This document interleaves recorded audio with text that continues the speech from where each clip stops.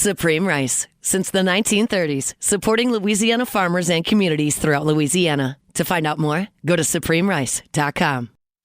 Live at lunch. You are looking live. Live at lunch. Live at lunch with Ott and Hanny on 104.5 ESPN, Baton Rouge. What the hell's going on out here? Now, here's Jimmy Ott and Charles Hannegriff. Yeah, for some reason or another, you sound a little taller on radio.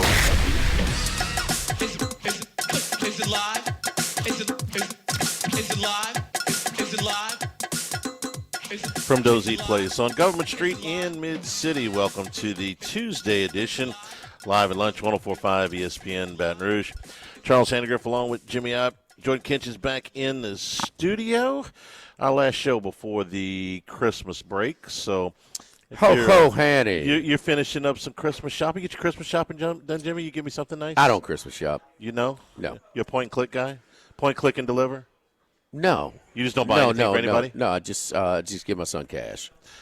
Wow. Okay. Well, convenient. I take cash also, by the way. Oh, you do? I'm fine with that. Yeah. I got you.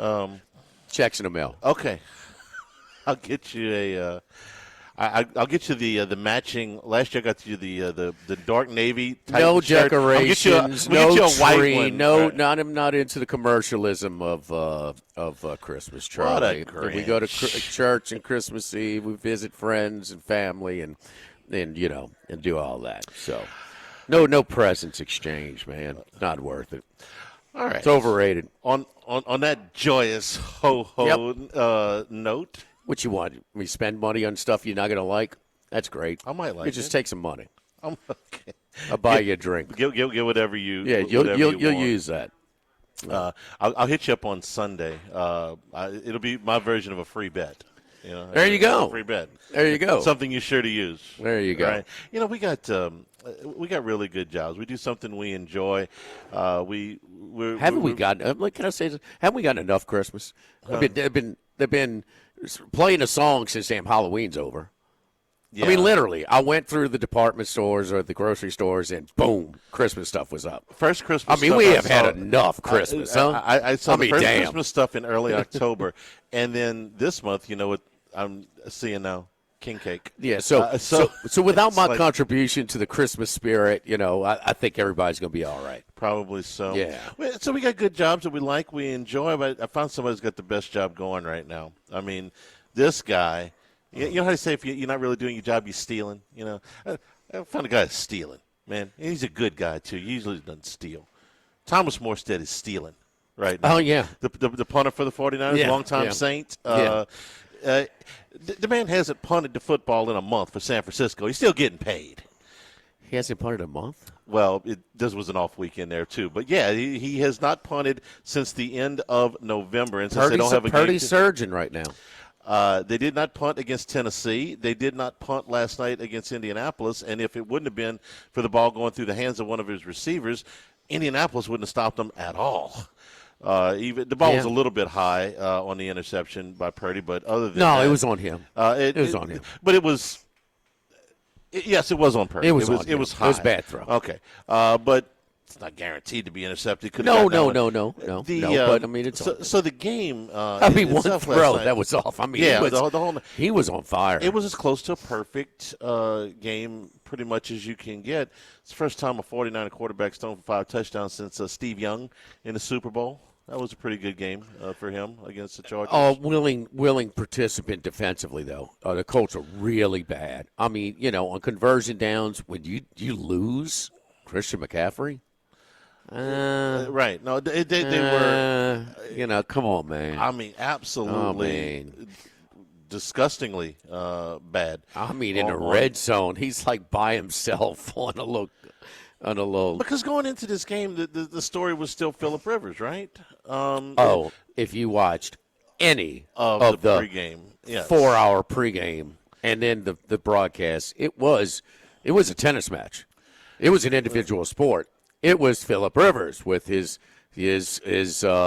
team watching in Alabama. It was his whole family of 17 watching from the luxury box. It was the Phillip Rivers broadcast. It was overdone, man. I understand. Now, with that being said, every young quarterback should watch Phillip Rivers last night because he clearly has, if there's 32 starters this past weekend, nobody has a weaker arm right now than Phillip Rivers. Nobody has less mobility than Phillip Rivers right now. Yep. But his pre-snap reads, his getting rid of the ball and identifying where to go was textbook. He moved the ball consistently. He moved the ball and got rid of – and when they can cheat up, so they threw the first pass downfield. Oh, yeah, we're going to attack the field vertically. Man, I would have still – shame on San Francisco for not congesting the line of scrimmage to that 15-yard range. The ball's in the air. I mean, you can break on it anyway. I thought it was a very poor job by Saleh, the defensive coordinator, former Jets head coach. I mean, they should have been more congested. But still, he's reading defenses. He's getting rid of it. He knows where to go. He's being – I mean, it was really, really very impressive how you can still play quarterback with your mind. I thought that a lot of San Francisco's defensive emphasis was obviously on stopping Jonathan Taylor, which they did a pretty good job of. Oh, no, they were committed to taking him away. So, yes. And I would have too. Because he runs hard. Yeah, we're talking about a Pro Bowl running back, an All-Pro running back this year. So they had to keep him. They had to keep him first. He's the emphasis. And of this. so maybe that opened some things up. Kind of like Saquon Barkley just didn't have a bad night in the Super Bowl. They decided to take him away. You can take away the running game with numbers as long as you can somewhat compete, unless you're not rent-a-win, in college football. But no, they were committed. No, Rivers is going to beat us with his arm. They were committed. So, yes, granted, there were some. But still, Charlie, the arm is so weak. He can't move at all. But just playing the game with his – poor guy, he takes him right down the field for a touchdown. Next time he gets the ball, they're down 14-7. Yeah, they're down 7. Most of the incompletions last night, not all, but most of his incompletions last night were on balls. And you could even see this on the TV cut. The receiver's open. He's got to step – Rivers just floats the ball a little bit. It gives the defensive backs a chance to – the man's 44 years old. Floats a little bit. But it's a pop going on. It is a hard – If he had his arm from 5 years ago, he might have gone 30 for 35 last night. Oh, keep in mind, he had a subject arm strength in his prime.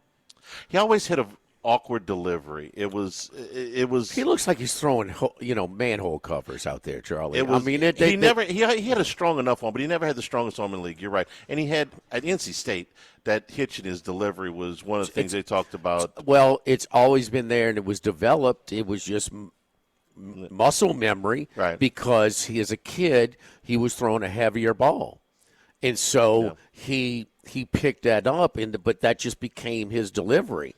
Look, man, he threw for a lot of yards with that delivery. My favorite quote, in the bowl season when you are, trying to see who's opting out. Yeah, nobody's beating this record. Oh, four straight bowl MVPs. Yeah, 4 straight for NC State. 4 straight bowl MVPs. Now maybe T.J. Finley can win more after 20 years of eligibility, but he just knows how to play the position. And that was on display. And I'm sorry, but I thought where it's such a priority on athleticism, arm strength, people want a dual threat at quarterback.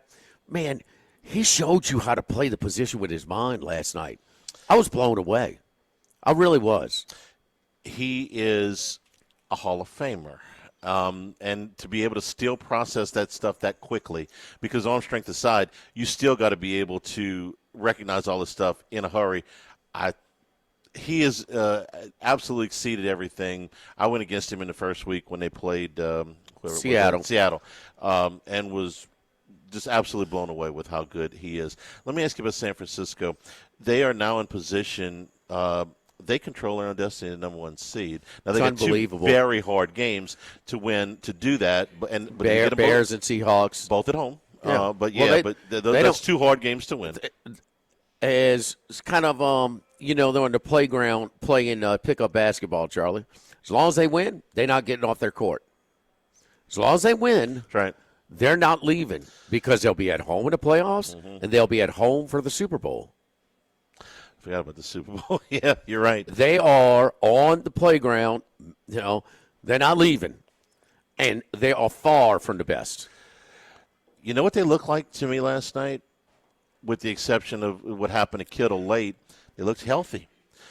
Brock Purdy looked healthy. He wasn't healthy earlier in the season, even some of those games he played.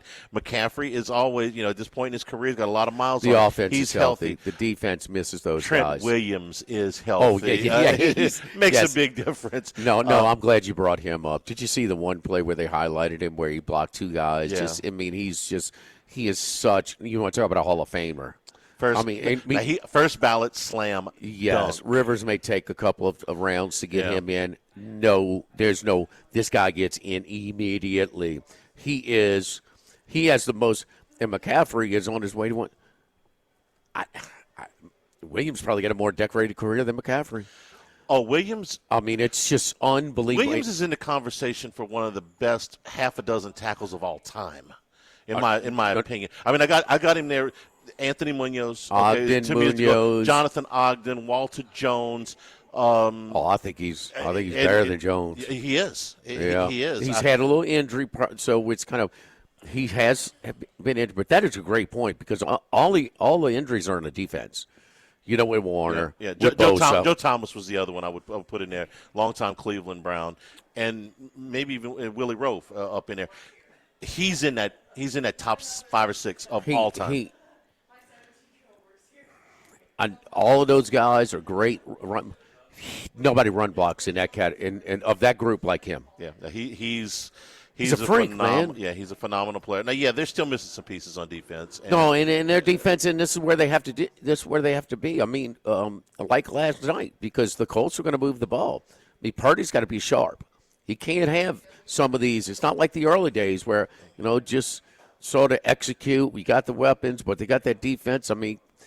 That first defense that had, blow my mind, the defensive lineman that was playing last night for the Colts, the former 49er, he was kind of invisible last night. What's his name? On that first team that played the Chiefs, that defense was unbelievable. It was unbelievable because they had Bosa and him and some of the others. Oh, DeForest Buckner. Yes, DeForest Buckner. Yeah. I mean, so they're just kind of. It's a patchwork. It's not that typical defensive roster for the San Francisco 49ers. Thumbs up, thumbs down. They win the last 2 or not? Well, the odds are against it. I think they split. I think they beat the Bears, lose to the Seahawks. The chalk is that they split. Yeah. Because both of those games are close to even at home maybe 60-40, 50-50. Yeah, it's the odds are that they'll split.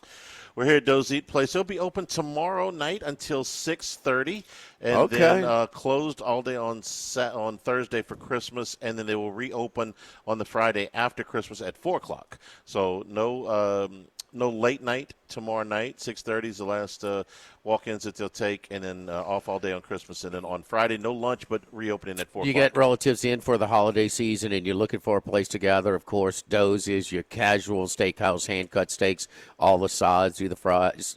We hand-cut the fries if you want to do that, but the tamales are outstanding. Most people start with that. But, also we got a great wine list. We've got great mixologists behind our bar, and if you need a table of 8, table of 12, table of 14, a gathering of 25, 40, whatever it is, last-minute ideas. Call Scott over here at Doe's Eat Place in the Crown Town Room.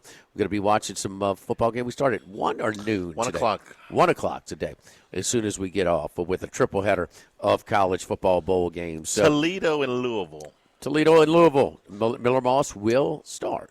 Miller Moss played against the LSU Tigers in that opener out in Las Vegas a year ago. So, yeah, man, keep Doe's Eat Place in mind. And if you're looking for something to eat, the Doe's Eat Place, our lunch menu, which features a lot of different sandwiches and burgers and po' boys and plate lunches that are not featured on the dinner menu. You can only get them at lunch. Serve them Monday through Friday, 11 a.m. to 2 p.m. Spaghetti and meatballs, hamburger steak, fried catfish platter, country fried steak that is the size of a Frisbee over here at Dozy Place. So, yeah, man, kind of a cool place. You just want to come, catch a drink, gather something, get a little bite to eat. It's a casual atmosphere. Come as you are. Great service here at Dozy Place in the heart of Mid-City on Government Street. Live at Doze, live at lunch, 104.5 ESPN Baton Rouge.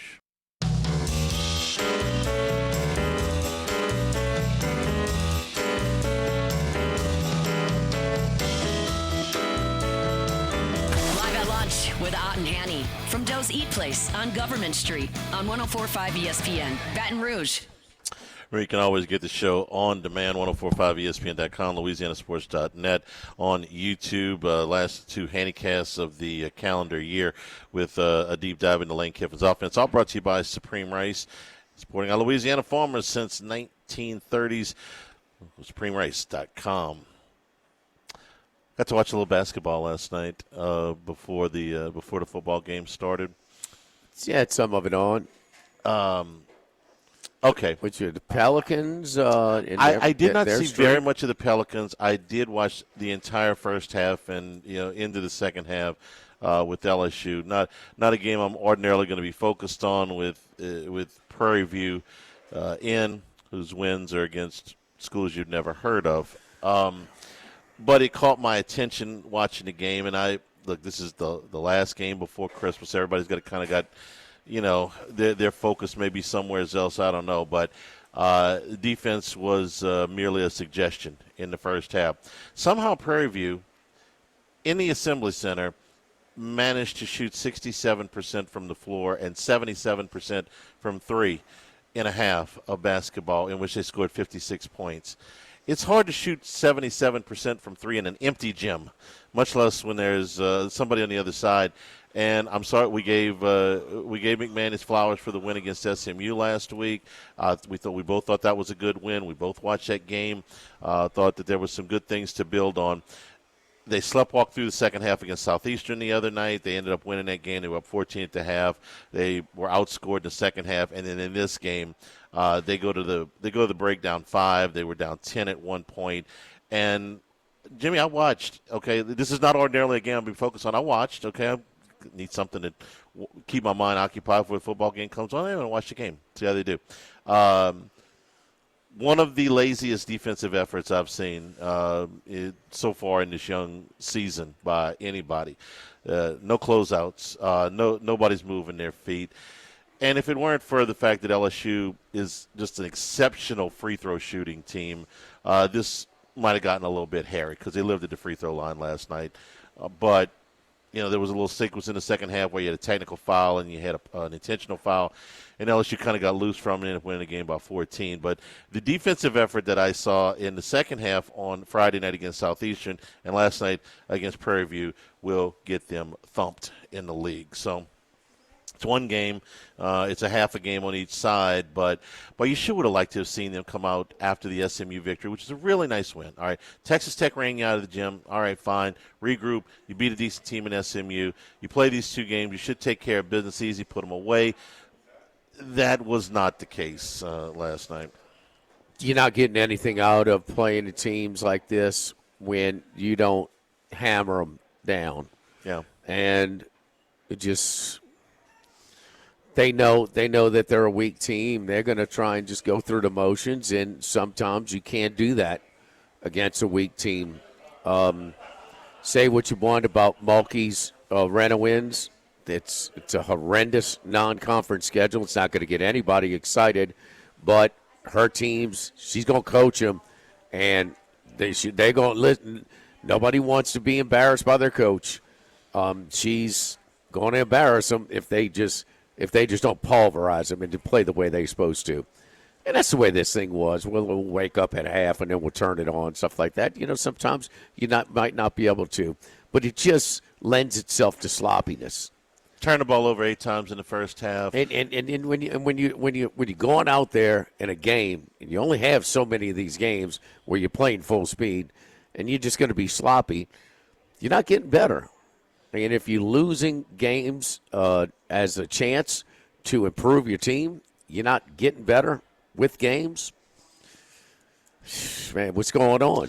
So does a coach have a disconnect? Does a coach just have to schedule tougher games? Because whatever it is, well, these teams are they're tired of playing some of these weak non-conference games, and it lends itself to sloppiness. And you saw some sloppy, ugly basketball last night. It does, because they played a little bit better when they played DePaul after the 6 nobodies that they played. And then I wouldn't say that they played a great game at Boston College, but that is a Power 4 team on the road, 5-team basketball on the road, your first road game. Okay. And you managed to win that game. That game was close into the latter portion of the second half. Then you get beat by a much better team in Texas Tech, fine. You play SMU in New Orleans, and that was encouraging. So it's like, okay, you had a couple of games before Texas Tech. All right. SMU game, all right. Build on that.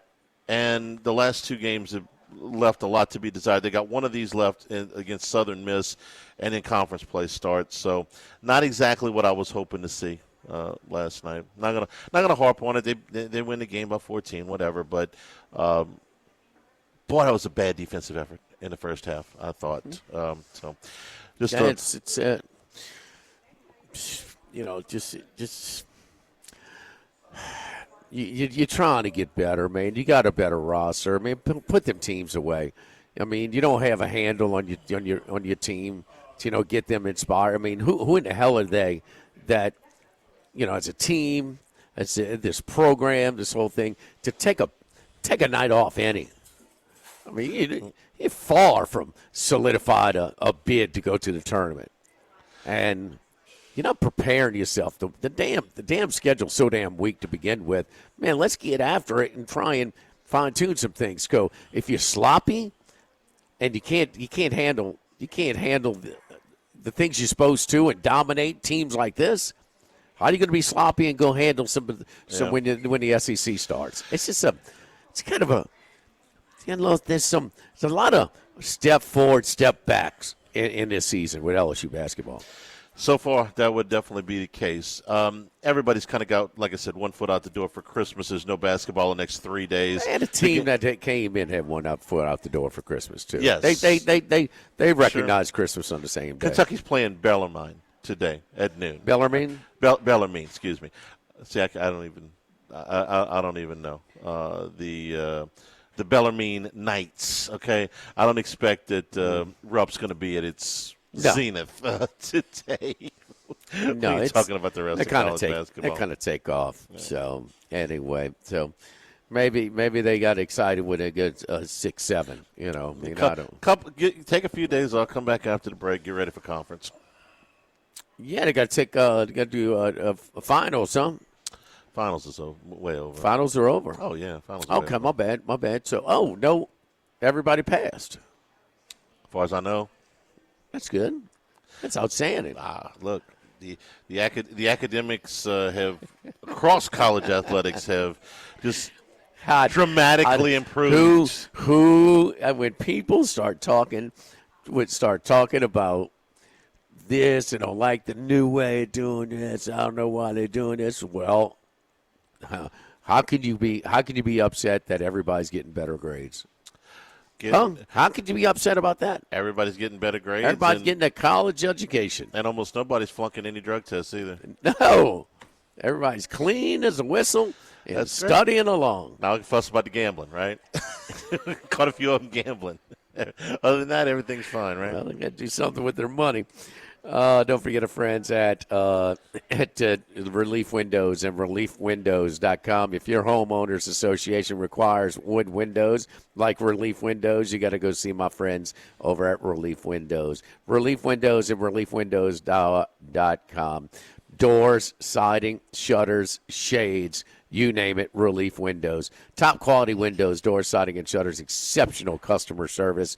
It's very easy. Go to their website at reliefwindows.com. You can schedule a free quote, come out and analyze things. look at it, start doing computer renderings right on site, adjust them to your liking, and then put them in. Call you when your materials are in, schedule the installment, come in, professionally done, get there at the right time, clean up behind themselves, and then when it's done, these things are functional, they look good, and they last. That's right. If your homeowners association requires wood windows, do like I did and get the wood windows that can handle the extreme Louisiana southern heat from Louisiana with the wind, the rain, the algae, the mold, the snow, the heat. You do it all at Relief Windows. Relief Windows and reliefwindows.com. Live at Doe's, live at lunch, 104.5 ESPN Baton Rouge. Live at lunch with Ott and Hanny from Doe's Eat Place on Government Street on 104.5 ESPN. Heading out to Las Vegas, deep in the desert, lives one man. One man of many sports bets. The one and only Andy Isco. And we remind you here at Doe's Eat Place, it will be open tomorrow until 6:30, then reopen on the day after Christmas at 4 p.m. But Andy will be with us on Sunday giving out his picks, and collectively we had a very good day on Sunday. So let's keep it going. So, Andy, any plans for the holiday season, out in the desert? Well, my family is basically back east, so I will be getting together with some friends and attack a turkey as I did on Thanksgiving, and watch a lot of football and get ready for the new year and all that sort of stuff. And before I forget, which I wouldn't, but I'll just in case get it out now, I want to wish everyone down there, all the listeners, all the people at the station, and you guys especially, a very Merry Christmas or Happy, Healthy Holiday Season and New Year.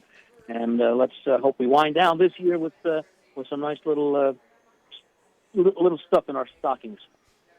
Same to you, man. Thanks for everything that you do for us here. And we got a triple header on Christmas Day, so we got a little football to go with our NBA. Yes, indeed. So, Andy, do you have anything that you like before we get to Sunday and Sunday's card? Some of these games, we have plenty of them, bowl games and NFL games.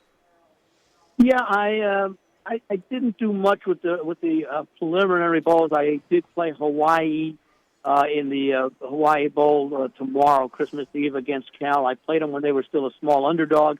I see they're still a slight favorite, but I still like Hawaii in this game. I think they're going to put forth a good effort. They played very well throughout much of the season, and I liked what they've done there with Stang as far as the coaching and all that goes. So that's one play that I've made. As far as the games on Thursday, don't know what to think about it. I'm surprised Dallas is as much a favorite as they are. I wasn't surprised about the result the other day. Minnesota, Detroit, well, I have to bring it up every week. Once again, Dan Campbell didn't take the 3 points at the start of the game when they were first and goal from the 4 and didn't make it on the first 3 attempts. And we don't know how the game would have turned out because things take a different complexion based upon the score, but certainly they could have used that field goal at the end of the game. And I'm not going to say they won't, but I would be surprised if the Lions win a Super Bowl with Dan Campbell as coach. I like his aggressiveness, but it's time and place and situation, and he hasn't quite grasped that yet. As far as the Minnesota-Detroit game, I guess Detroit will go out and play a great game, or at least a very difficult game, because they still are mathematically alive, even though realistically it's unlikely they're going to be able to get that final wild card. Green Bay just needs to win one of their final 2 games to do so, and I know they've got a tough game against Baltimore.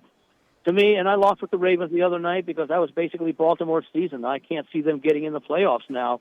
I can't see Cleveland upsetting Pittsburgh on Sunday, which is what it would take before Pittsburgh and Baltimore would win. I can't see Baltimore winning at Green Bay because it's a game that Green Bay could win and assure itself of that final playoff spot. So the night game, Denver at Kansas City. I've not looked at what's the line on that one right now. 13.5. Yeah. And that's on the road. Yeah. I mean, you got you going down to the third string quarterback. So. Yeah. What's the total? 36.5. Yeah, I thought it was going to be. I was hoping it would be at least 38 because that would be the way that I would look at it under the total in that one. So. I don't have the schedule. I know that the one game that I do like is the Louisiana Tech over Coastal Carolina. Coastal Carolina was not a very good team this year. Louisiana Tech, of course, is going to enjoy a relatively home side advantage. Happy birthday! I'll see you. Thank you, sir. And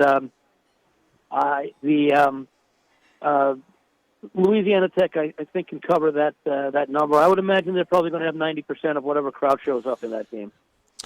Can I ask you a question about the Christmas games, because you're proxy for so many people in the Survivor contest, and this is what makes this and the Thanksgiving weeks what makes this so much more challenging than just normal. If you were saving the Chiefs, and at the beginning of the season that would have been a perfectly reasonable strategy to save the Chiefs or the Commanders, which is kind of what I had in my head, that they would be home, and how much those fortunes have changed since the beginning of the season.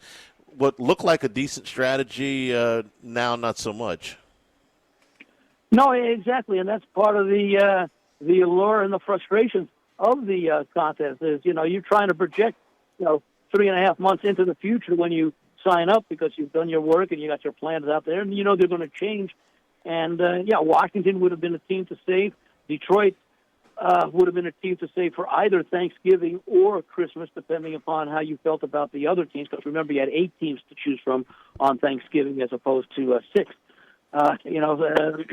Denver probably was already used by a lot of people. Obviously, people will, if they had Denver available, would like to use them this week at Kansas City, because it is an important game for Denver. And like you said, third-string quarterback for the Chiefs.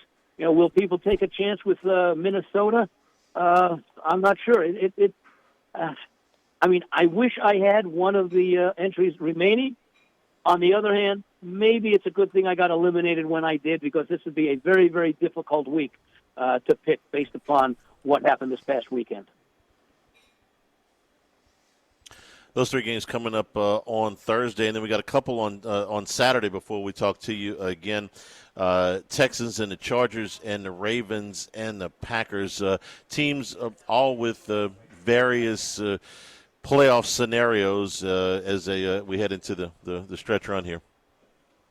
Yeah, and based upon what happens on, I'm trying to think. I don't think any of the games on Thursday impact the Packers. Unfortunately, I don't have the schedule in front of me right now. I'm out at breakfast, but I'm trying to recall, because I'm trying to see if there's a reason why why the Packers might not rest Jordan Love in that game. Well, no, I'm sorry. The Detroit Minnesota game. If Minnesota, if the Lions won, yeah. If Minnesota beats Detroit, the Packers are in, I believe. Yeah, so if the Lions win, they still got to the Packers still have to protect.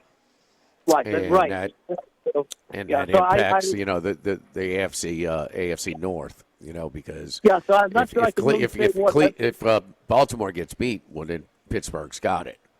Yeah, but now without Moncrief for the last 2 games, are they trying to get it done? By the time they play Sunday, they may have it clinched. They may not have to play a whole lot of guys. That's the difficulty in trying to decide what to do with Green Bay, Baltimore on Saturday. Because let's say if Minnesota pulls the upset and Green Bay's in, and you're not going to be able to do much as far as their positioning goes. They don't even consider playing Jordan Love if he's available. In which case, Baltimore might be worth a play, because their fate won't be learned until Pittsburgh plays on Sunday.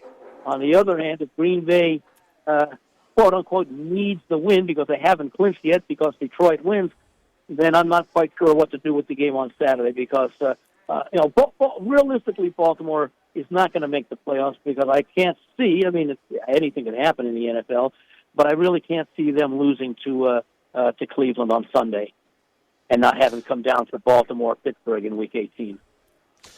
By the way, Malik Willis, no guarantee to play in this game. In fact, probably wouldn't in any case. So it would be the third-string quarterback. I'm blanking on his name right now. I think it was Clayton Tune.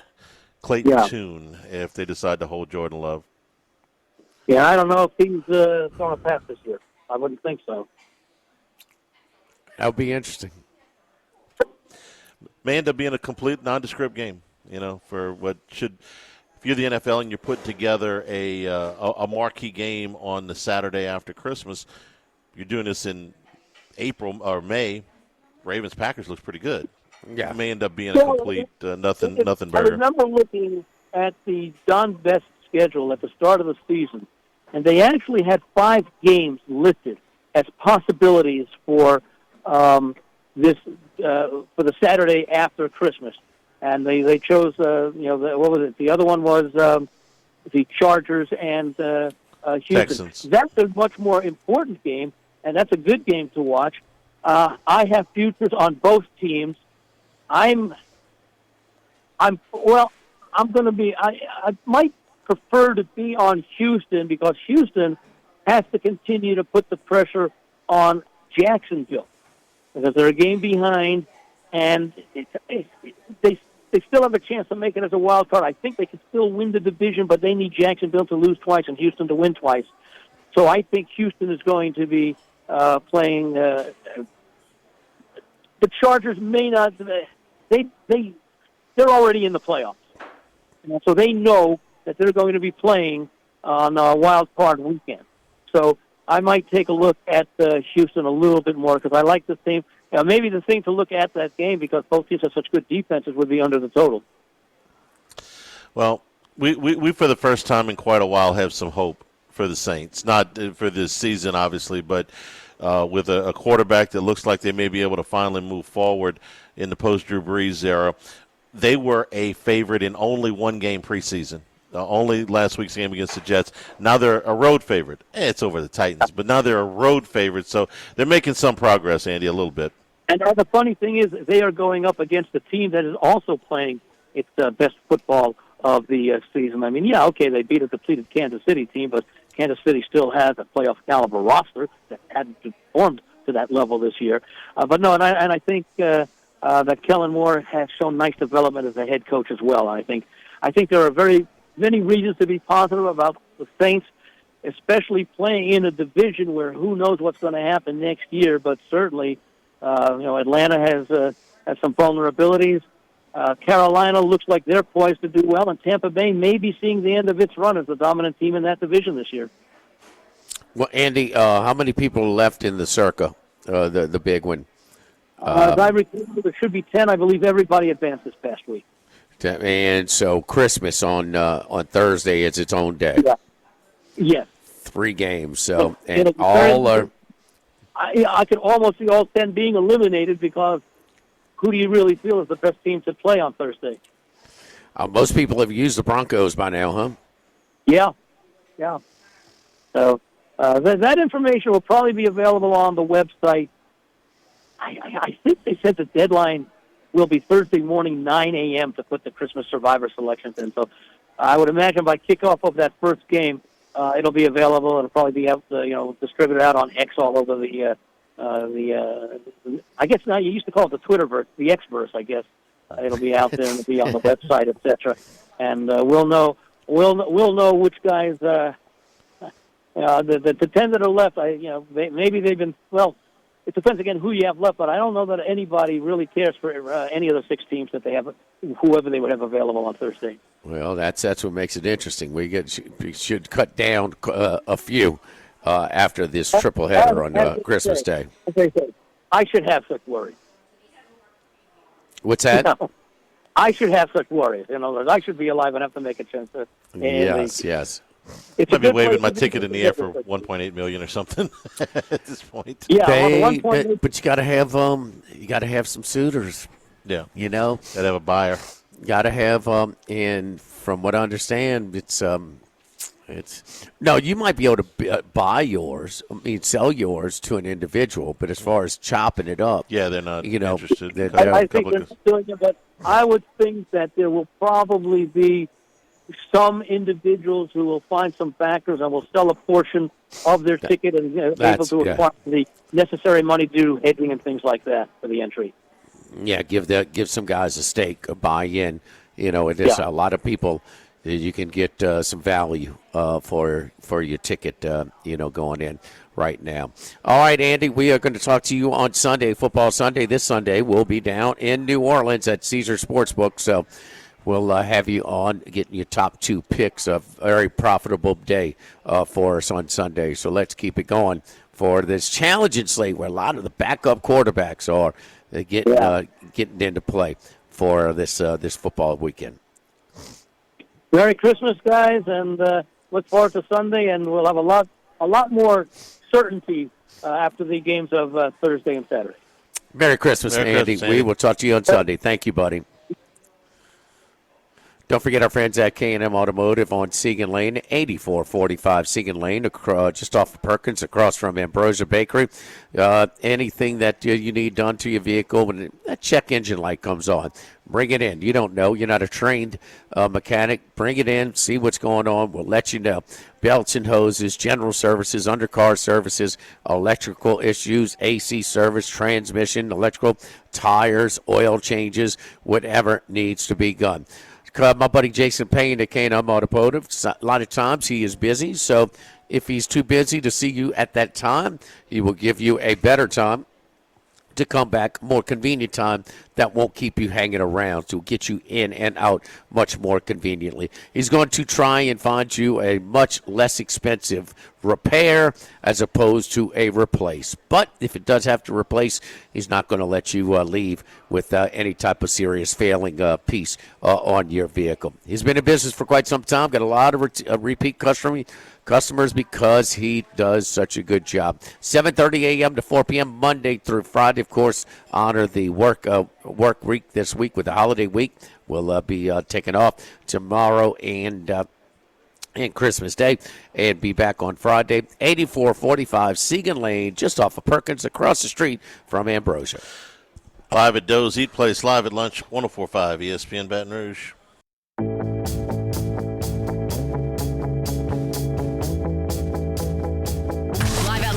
With Ott and Hanny from Doe's Eat Place on Government Street on 104.5 ESPN, Baton Rouge.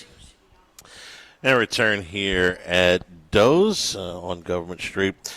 Again, we'll be open tomorrow until 6:30, and then closed for Christmas Day, and reopen on Friday afternoon at 4 o'clock. This is one of the things we just have to get used to, I guess. Lane Kiffin on social media, he wished Kirby Smart a happy birthday today. That's nice, right? I mean, pleasant. Yeah, these guys were on staff together for a while at Alabama. Who other than Lane Kiffin is wishing his competitors in the SEC? It's a kind, benevolent man. I don't know where the sourness would come from, right? He just, happy birthday, old man. Saban used to send this to Les Miles all the time, right? Didn't he? Did he? No. No. I'm not sure. He was back when Saban was a coach here, I guess there was no Twitter machine yet, like Ogeron used to call it. Just part of the personality. When we talking about Lane Kiffin, ESPN did their rankings of all the college coaching hires. He came out number 1, as you would expect. They liked the hire. You went out and got the one guy you wanted, a place where he can do whatever it is he wants. So glad he's wishing happy birthday. You think he'll wish us happy birthday? Who? Lane Kiffin. We good, man. We good. He needs to pay attention to some other stuff besides us. Transfer portal opening up very shortly. When we come back, we'll do first class, second class, and no class. Also, Randy McKay, who's normally with us on Wednesday, will be with us here in the next hour. Randy his McKay, picks coming up here in pro football. Live at Doe's, live at lunch, 104.5 ESPN Baton Rouge. Live at lunch, first class. I want a seat in first class where I was booked and ticketed over a month ago. Second class. No man should be subjected to the indignity of being labeled or treated like a second-class citizen. And no class. Like I become like school on Sunday. No class. I'll tell you what then. Why don't you call me sometime when you have no class? First class, second class, and no class. Brought to you by Supreme Rice. Buy local with Louisiana-based Supreme Rice since 1936.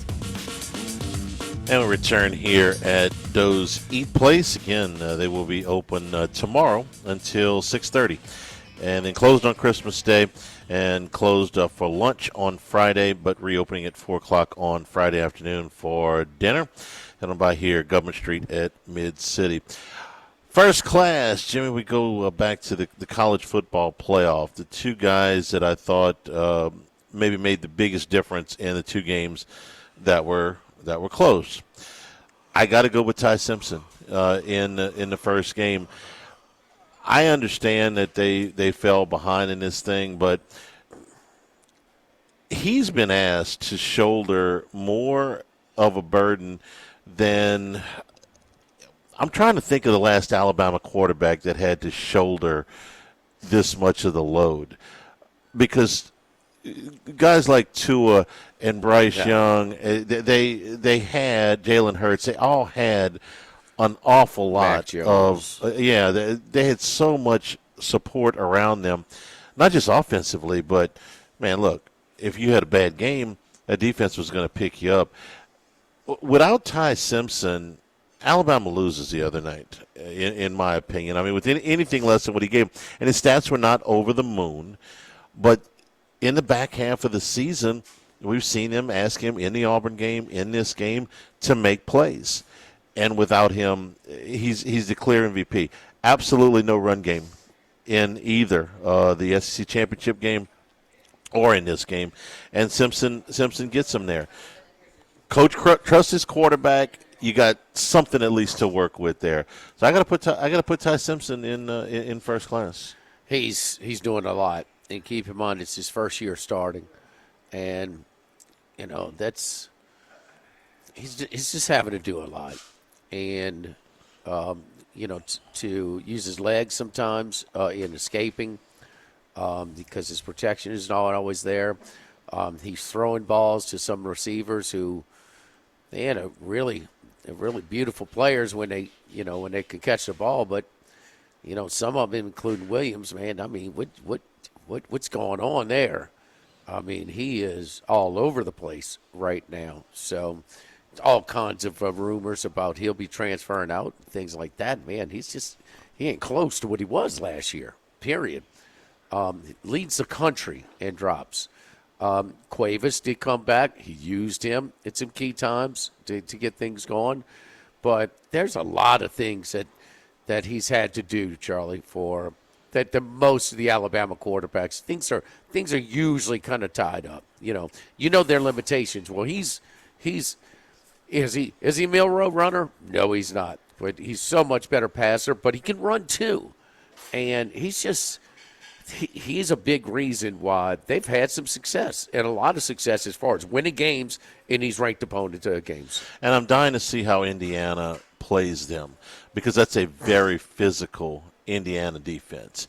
So if they feel like they can control the run game with normal personnel, he's going to be throwing into some very crowded secondary for Alabama in the Rose Bowl. But so far, Ty Simpson, first class. The other one, there were different guys I guess I could have picked in the Miami game, but I went with Reuben Bain, the defensive lineman who had 5 tackles, 4 of them for loss, and that included 3 sacks.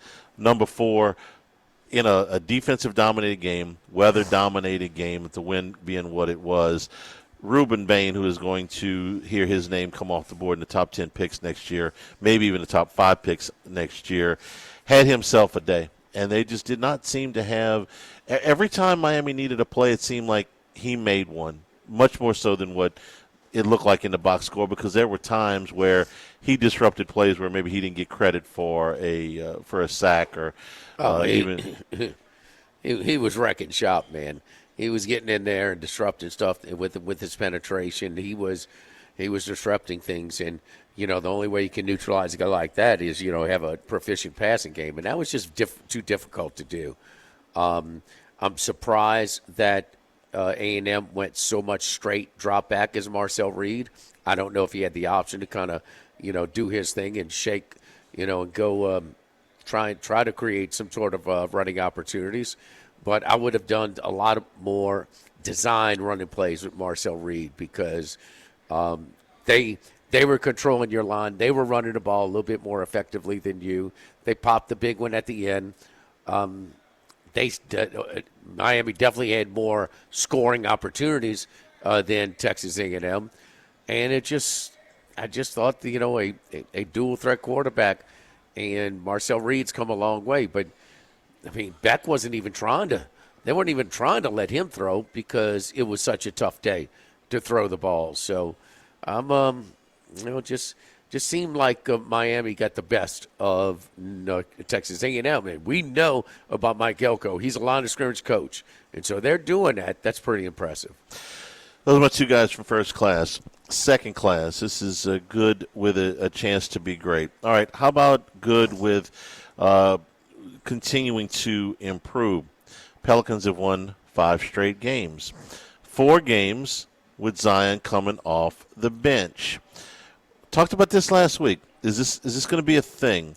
Well, his minutes are down, okay, from about 31 minutes a game just in the last 4 to about 24 minutes a game.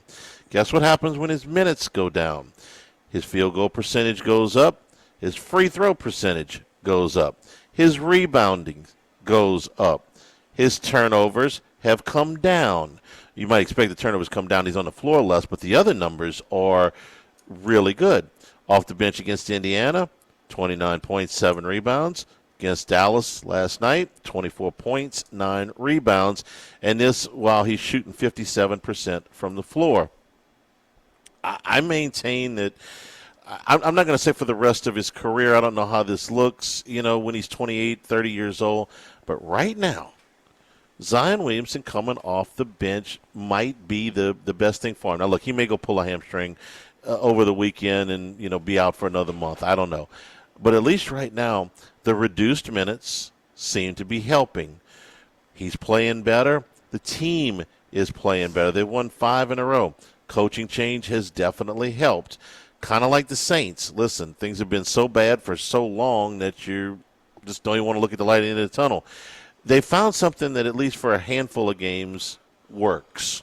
And so we'll see if that continues. But 6-man Zion, good with a chance to be better. Well, it's all about, his style of play. And he's active. And he's in shape. At the end of the game, he rips off his jersey. And, he's got this kind of tight-cut muscle shirt. And I don't know if I've ever seen more fit. And that's the biggest thing because his build is going to challenge him to stay fit. I don't know if he's taking off his shirt and showing off that undershirt just because he looks good, and he does. It's a tight fitting shirt, and he just looks good, really good. He's going to play hard. He's going to attack the paint. He's not going to settle for a bunch of perimeter shots. He's a difference maker right now. How long is he going to stay healthy? I don't know.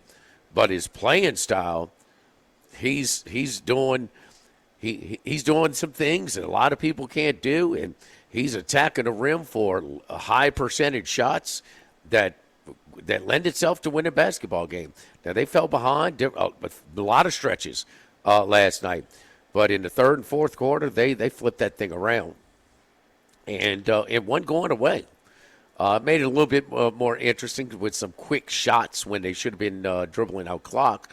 But the thing that blows me away is Zion was in as good a shape as I think I've seen him playing in a Pelicans basketball game. And keeping him in shape, I think, means judicious use of his minutes, okay? Starter minutes in the NBA are usually in the low 30s. You got some outliers like Kevin Durant and Anthony Edwards who will play upwards of 35, 36 minutes a game. But mostly starter minutes, the average starter minutes in the league are about 32, maybe 33 minutes a game. He's playing 24 minutes a game. I maintain that you may be able to get more out of him, a more productive – maybe the raw numbers don't equate, but what you're going to get between him now and the end of the season, if you're playing him 24, which is what he's averaging coming off the bench, 24 minutes a game. If you're shaving 8 minutes a game to keep him healthy and keep him, and he's more productive from a percentage standpoint, maybe this is what unlocks his full potential. Well, I mean, Borrego's nobody saw this unit ripping off 7 or 8 in a row. Borrego is doing it. So he's the one that came up with this rotation. It's his idea. It's working. So, I mean, he's not changing anything as far as that's concerned. He'll feel out a little bit and maybe, a few minutes more here for this player, a few less for that, maybe situational, how they match up with a different team. But this is going to be his approach right now. I want that 18 minutes out of him, and I want him to be a strong 18 minutes, an active, impactful 18 minutes, and he's getting it out of them. And they've got a nice rotation going on right now. By the way, 3 of the 4 games that Zion has come off the bench, Derek Queen has had a double-double. His progression continues, looks really good. Very encouraged about what we've seen out of him. All right, no class. If you were watching Detroit and Pittsburgh on Sunday, you saw an altercation between DK Metcalf and a fan. All right, so yesterday the NFL suspended him for conduct detrimental and suspended him for 2 games. Now, what I saw at the beginning, absolutely, it merited it. He grabbed the guy. He threw what appeared to be a punch. You can't go into the stands. You can't go against guys on the stand. But here's what bothers me about this. The fan, whose name is Ryan Kennedy, had a statement from his lawyer put out on Monday morning. There is a video of him that has emerged today, whereas he's running back up the stand saying, "Got what I wanted, got what I wanted."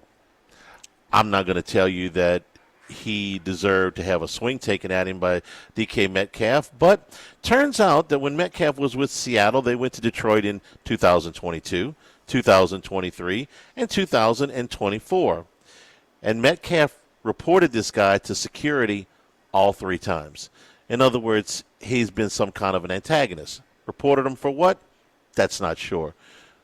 Fans can say within reason pretty much whatever they want from out of the stands, okay? You can't – there's a line that you can't cross. But if you want to boo a guy, you want to heckle a guy to a certain extent, listen, that's just the price of doing business.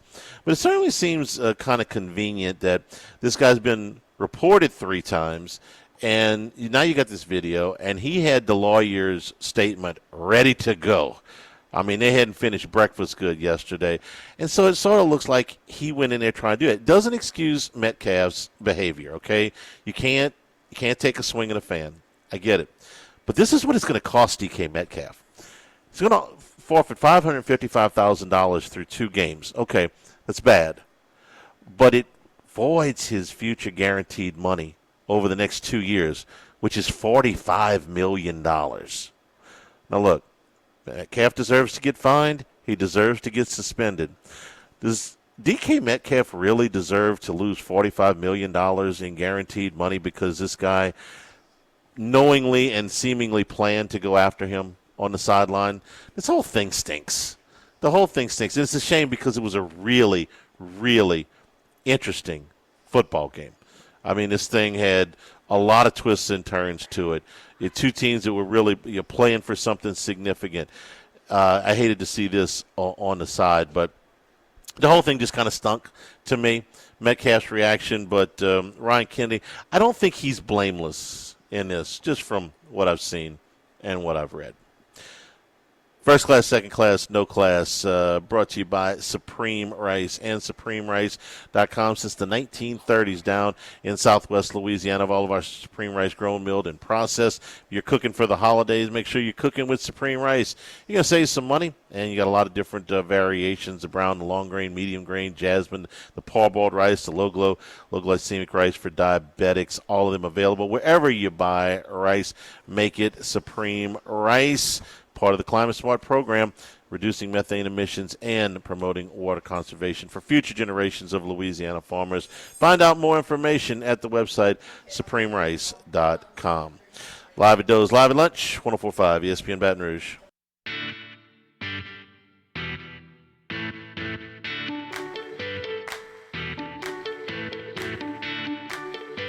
Live at Lunch with Ott and Hanny from Doe's Eat Place on Government Street on 104.5 ESPN Baton Rouge. I urge you to look again if you've had a hard time getting flood insurance on your coastal properties, your hunting camps, your fishing camps, any coastal properties, or if you've had a hard time with some of your big boy toys, your boats and trailers, motorcycles, RVs, and others, your tractors.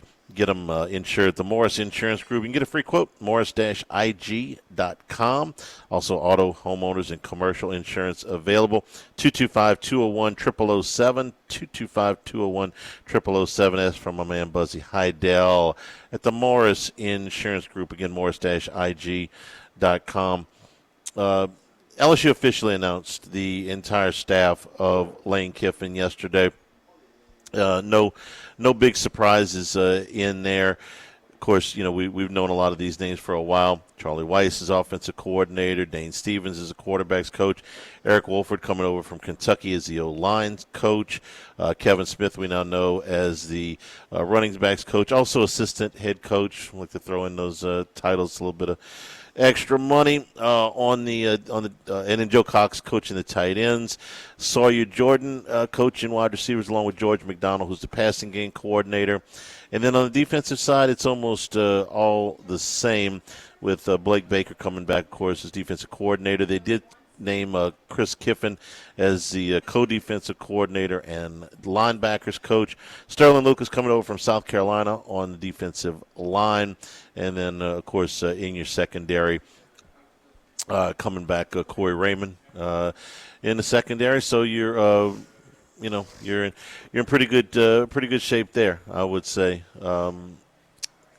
What did you think? Any thoughts on the and Jake Olson is the safeties coach. Any thoughts on the staff now that everything is finalized? No, not really. Kind of what you expected. From the beginning, I didn't know if the defensive staff would hold because we didn't know. Surprised Baker went down and interviewed for the job, but didn't want to take it. And also apparently got it maybe a little bit deeper than what we thought at first from the Memphis job too. When that one came open, I thought he was offered it. At Tulane, my information is that why are you interviewing if you're not going to take it if it's offered? That was maybe odd. you're going down. Maybe you're going down there to see what exactly the resources are. Maybe they looked a little bit different, or maybe I do believe listening to him that he wanted to go and explore his options, but also that his young family wanted to avoid another move so quickly, especially if he wants to be a Power 4 coach. Can you get that from being the LSU defensive coordinator? Yes. Can you get it from being a Tulane head coach? Yes. That would necessitate another move. So I think that played a part in it, that he wanted to, stay here. It means that you keep the rest of the staff together on the defensive side. You're going to add Chris Kiffin, but you're going to lose Kyle Williams. And Kyle Williams, I think, did LSU a solid last year, at least as far as I could tell after he was out of high school coaching. He didn't have a whole lot of desire to get into college coaching, but he did it because why? Well, LSU was at a awkward spot in the hiring calendar when Bo Davis went to the Saints. LSU needed somebody on short notice, somebody qualified, somebody that could do the job, step in, and Williams did it. It didn't mean he was signing on for life. It's like, okay, guys, yeah, I'll help you out. Now I'm going to go back and, get on with the next phase of my life. So I never expected, based on what we had heard, that Kyle Williams was going to be a lifer.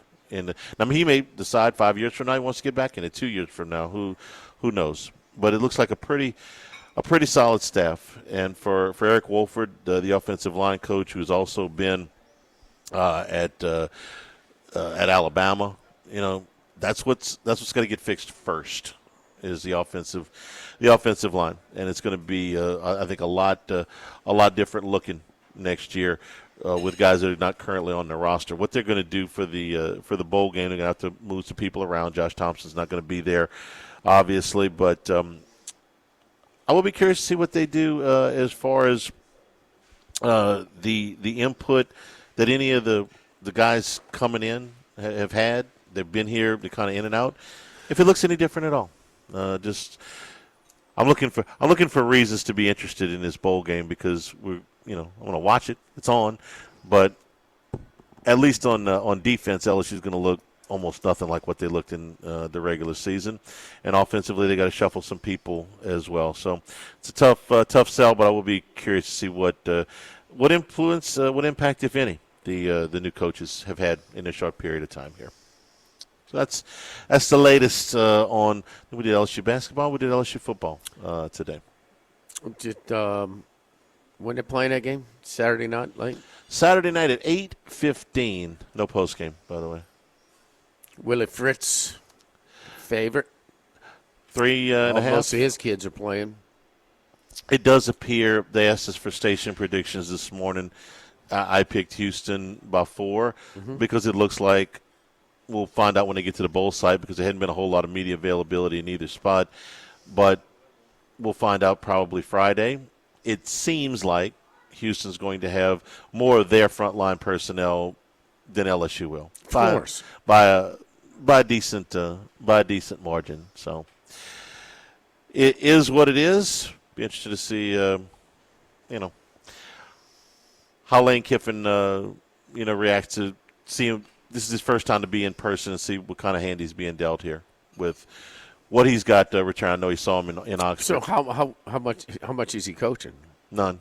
Okay. None. Just sitting in the press box watching. Okay. Unless he's changed his mind, but no, that's what I have. That's what I've ascertained. That's what Kelly did.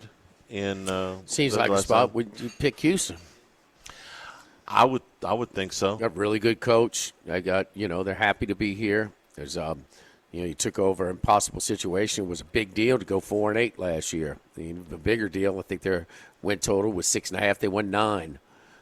So he's got things going on in the right direction again at his third different school, and they're they want to this type of a win, no matter what the circumstances are, against a program like LSU can create some excitement for his boosters. So that's what he's looking for. So he's got a guy like Connor Wegman, he's gotten a lot out of this year, a lot of toughness, a lot more toughness runs, taking on tacklers a lot of times, and we're going to have Van Buren, kind of doing his thing. So between the trenches, we'll have to see. So, but, hey, this is a certainly well-coached team. And, the first coach right down the street at Tulane, so I think he wants a piece of this one pretty good himself. I don't think there's any question for sure. The motivational factor is for sure. So, and Frank, who's coaching this one, is getting ready to go over to Ole Miss. Yeah. So after this, is he going into trying to help them coach immediately? Or is he doing it now? I don't think that I don't know if there's room. If all the Ole Miss coaches go back, I think they got a full staff. I'm not sure how much. Not on game day. Maybe some practice stuff. I don't know. Kevin Smith's on his way here to be the full-time coach, but he's going back there to coach the bowl game. There has to be a more reasonable way for these coaches to transition than the way we do it in college football. And I'm not even blaming anybody. It's just you work for who you work for, except in college football where for a month you have to work for somebody else until you work for who you work for. And I don't think it's the best for the players or the coaches. I wish there were a tweak to the calendar. We'll see after the playoffs get set. Maybe Texas that's A&M's not happy. The way they looked, even though it was windy conditions, but they're not happy. What was Colin Klein doing? Getting ready for his new job. Every time you get one of those things, it's going to be if you didn't perform up to par, did you put enough time in? It doesn't always work out the way that it did for Saban when Kirby went to Georgia. and they won it anyway, or for Miles when Pelini went to Nebraska and it worked out anyway. Doesn't always work that easy. The guy that gets the most credit who's talking about things right now is Dan Lanning. Dan Lanning just won a game, and so they're going up against the number 4 seed. They're the 5 seed. They advance. And he said, we shouldn't be going to play in neutral site. We should be going to play in Lubbock. These games should be on campus. So he's talking about what are we talking about? When it doesn't benefit you? Suggesting something that doesn't benefit you. That's what I'm listening to right now. Here's a guy who's on his way to a neutral site, and if you ask Texas Tech, they'd much rather play Oregon and Lubbock. But no, he said we should be going to play him in Lubbock. So interesting. That's the guy I'm listening to right now, trying to get the calendar straight. Don't forget our friends at Go Chevrolet in LaPlace, Go Chrysler Dodge Jeep Ram in Plaquemine. My buddies Lee Carney and Nick Richard doing a great job at the Go Automobile Dealership family. Concierge Service Department, man, talk about impressive, man. Had some things going on with them. Just some electrical work done. Called Lee, and he put me in touch with the service department. Did some, some troubleshooting. Gave us a time, said, look, we need to come in, get it and bring it in. And they did. So they set up an appointment, came in, got the vehicle, and brought it in, told me what was wrong after they evaluated stuff, got the approval to do the work, did the work. I was able to pay, mobilely. And then my car was brought back to my house with no charge as convenient as possible. So super, super convenient, that concierge service department over at Go Chevrolet. Certified body shop as well. Mention my name, Jimmy Ott, for VIP pricing at both Go Chevrolet in LaPlace and Go Chrysler Dodge Jeep Ram in Plaquemine. So I don't just talk about the vehicles from the Go dealership family. I drive a Chevy Tahoe from Go Chevrolet. Go Chevrolet in LaPlace. Go Chrysler Dodge Jeep Ram in Plaquemine. Live at Doe's, live at lunch, 104.5 ESPN Baton Rouge. Live at lunch with Ott and Hanny from Doe's Eat Place on Government Street on 104.5 ESPN. Uh-oh, they let the big dog out. Oh, out of nowhere. It's time for the big dog, Randy McKay, with his best picks. Big dog, how you doing? Merry Christmas to you, sir. Yeah, Merry Christmas to you guys and everybody out there, and hopefully everybody will have a happy holidays and not be home alone, and maybe watch some of them funny movies on Christmas. Like Home Alone? Yes. Hey, what is it? Detroit and Pittsburgh, and that was an interesting. Chicago and Green Bay, of course, Seattle and Los Angeles. But some games, and I guess a big one, man, was Jacksonville going to Denver and just thumping them, and where they just haven't been thumped before. And Trevor Lawrence, I mean, we've talked about him a lot, and I was sitting at sport. I was like, is he breaking through right now, or is this a stretch? So he's, that is one of the more eye-opening victories. I mean, to go into Denver where they are that tough and to put it on them that way. Yeah, definitely. And, some exciting primetime games there as well, like you talked about. Yeah, that was totally shock to me. I almost gave out Denver last week. Glad I didn't in the 3-0 and decided to pass on that. I thought it might be a tricky spot for the Broncos, the winnings, their winning momentum here, and I just didn't feel like playing the streak with them. And, Jacksonville's got that offense rolling, and we'll see how they do this week. They got a tricky spot, which we'll get to against their division rival, and it might be a little tricky spot for them. All right, who we looking at? Great job again this past Sunday, 3-0 day. So excellent. Chargers, very little resistance by the Dallas Cowboys, taking care of them. So excellent job there. Seattle, you gave to us as a pick'em. You clearly as a pick'em. So there you go. You hit that money line. Some of them the loss at 1.5. And Tennessee plus 3.5 won the game outright against the Chiefs, and especially when Minshew went down. His replacement was surely a kind of a fall off in It was a routine win by about 20 points or so in Nashville for the Tennessee Titans. Who we're looking at this week? Yeah, unfortunately, I did break my FCS record there. I ended up 6-1 so far, so did miss on Montana Hunger. But Illinois State was fine. Yeah. So we got that game coming up as well, so that'll be exciting. But first game here, looking at going to spare everybody. You can watch our movies here on Christmas Day instead of watching these games. I think going to spare everybody and not take any picks in these games. Tough to handicap some of these third-string quarterbacks, and so I got third-string quarterbacks from in every game here. So gonna pass on them. Maybe see some game efforts. We'll see if the spreads rise a little bit on that. So maybe a 14 with the Chiefs wouldn't be such a bad thing, but we'll see. But looking at a primetime game here on Saturday night with Green Bay -2.5. Green Bay used to be, and this used to be an easy game to always take Green Bay in these primetime games. And they've kind of gotten away a little bit on this, but I think they can bounce back here after fumbling that game away, onside kicking that game away against the Bears. I have more confidence in their team bouncing back than I do this Baltimore outfit. With the quarterback situation there with Lamar Jackson and Huntley, don't know who we're going to get there. And on the other side, I trust the Green Bay situation. Don't know if we're going to get Love or Willis. I think we're going to be okay with either one. So Green Bay -2.5 is my first pick. Okay. Randy, can I ask you real quick, what about if you don't get either one of those guys? That at least the media report suggests that's an outside possibility that they would have to go with Clayton Tune. What does it do to it?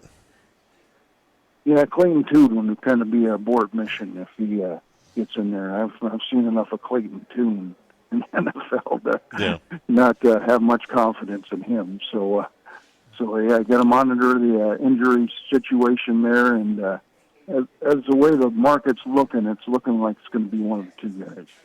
Okay, 1 or 2, but not 3. Got it. Okay. Cleveland-Pittsburgh game. Yeah, we're going to go with the ugly dog. I ended up taking Cleveland last week. I probably should have texted it out to you guys, but I ended up taking a 10.5. And they hung in there against Buffalo, and that was an exciting game there in the cold and snow, and it turned out pretty good. And you got this Pittsburgh coming off this situation with Detroit. Crazy game there. I grabbed some 4.5 opener. I still like the price at 3.5. The suspension to Metcalf is kind of a weird deal. We've seen the highlights of that, I'm sure, and you guys probably have talked about it. But Pittsburgh does have veteran wide receivers that can fill in there pretty good. But of course, it's a loss of a key weapon. Pittsburgh as road favorites struggle in this situation, and especially in Cleveland. And this Cleveland defenses have been better at home than they have on the road. And they also, looking to get Myles Garrett this record here for quarterback sacks. I kind of like that as well. You get inspired defense. You got a statue kind of quarterback in Rodgers. Rodgers has been playing pretty well lately, but I think you can get a couple sacks on him as well. So favor, I could see Pittsburgh winning this game with a late field goal. What if the result of the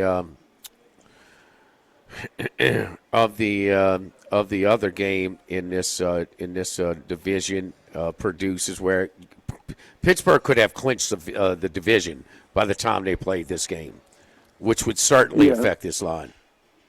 Yeah, that's definitely a very good point. So it's definitely worth betting Cleveland now. Make sure to get down on them some, and then.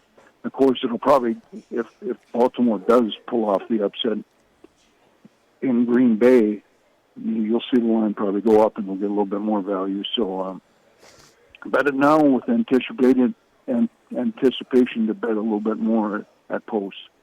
Yeah, because it directly reflects the game. So, Pittsburgh and Baltimore are scheduled to play the last week.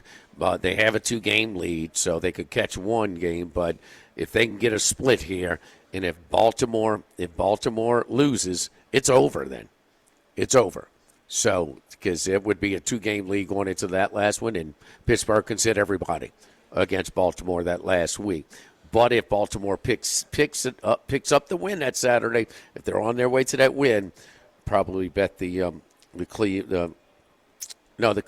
Cleveland Browns. Either way. But Pittsburgh is a big incentive there. So Cleveland plus 3.5. So you're saying if Baltimore loses, then Cleveland should get even she probably get even more points in that one. All right, Indianapolis and Jacksonville here. The Indianapolis Colts plus 6.5 at Jacksonville. You buying this Trevor Lawrence breaking through here? He is putting on a show the last really a great stretch the last 4 games. Yeah, he sure has. But I'm going to take the Colts here, getting the points. I just figure fear creates value in this spot. You got Jacksonville coming off their home run game. They've been playing really good football, but the whole public has seen this team, dominate Denver. Now they come in against an Indianapolis team, that didn't show much defense on Monday Night Football. Rivers had a good game, but I could see they're still in the playoff hunt here, and you could get a it's plus 6.5 now. Could get a plus 7. I would like the Colts here as a home underdog to hang in this game, even make it when they're still playing for their slim playoff life as well. So, and then Jacksonville's got Houston on the last game as well. So the thing to look at in some of these games here in the second to last week is, how they play into, like we've mentioned, how they play into the future. This game as well plays into the future as long as and the Seattle-Carolina. Initially, I would have liked Carolina in that spot, but that's a sandwich spot. They just played Tampa Bay. Now they play Tampa Bay again in the last week, so don't like Carolina at home there. Otherwise, that would have been a pick there as well, but that's a spot where they don't even hardly need the game, Carolina. It all comes down to the Tampa Bay game if they beat Miami. Right, unless Carolina could win and Tampa Bay lose, some kind of way. Yeah, that's the only way for them there. Any thoughts on tomorrow or 2 days on Thursday's Christmas triple header? Any thoughts about it? Yep. Yeah, just it's a tough handicap because you're going to get third stringer and Johnson, journeyman, with Washington, and Washington got blown out in that first meeting. You could see them being game against this Dallas team. You got Brosmer. What are you expecting here with the Vikings? That's a scary thing. He didn't play that bad when he came against the Giants. At least he held on for the win. Looked bad against Seattle's defense, but can't blame him for that one, especially after this Detroit team who isn't showing much defense lately. So that could be a scary game as well. And then this Denver-Kansas City game, you never see a spread like that against these two teams. But, like we've talked about too, this tire on this Kansas City Chiefs team kind of is fully worn out. And we saw that last week. Yeah. All right, big dog. We appreciate it, man. We will be talking to you or maybe communicating with you on Sunday. So we got that down. Green Bay minus 2.5, Cleveland plus 3.5, and the Colts at home catching 6.5 against the Jacksonville Jaguars. So what you got? You got Illinois State again this week, or is that next week? Yeah, that won't be to the 5th. The 5th is on a Monday night game where the Monday night game spot was supposed to be an NFL game, but of course they don't play that last Monday night game. So definitely looking at Illinois State getting up to 10 points here. So might be a pretty good spot. Be a pretty good game as well. Yeah, and they're going to play on Monday. What? January 5th. January 5th. We don't want to miss that one, man. Redbirds have been good to us, man. They've been good to us. Yes, indeed. Well, Randy, put a couple of extra stocking stuffers up there, man. Throw out some extra tickets that you got for some of your loved ones for the holiday season, brother. Do it good. We got to take the rest of the week off, and we will talk to you next week. Sounds good. Ho, ho, everybody, and have a good holiday. Merry Christmas, Randy. We appreciate it. All right, big dog. Here at Doe's Eat Place, again, Christmas hours, they'll be open until 6:30 tomorrow night on Christmas Eve. Then closed on Christmas Day, reopening on Friday afternoon at 4 o'clock. So skipping lunch on Friday, come back at 4 o'clock. We're back to wrap it up here live at lunch. 104.5 ESPN Baton Rouge.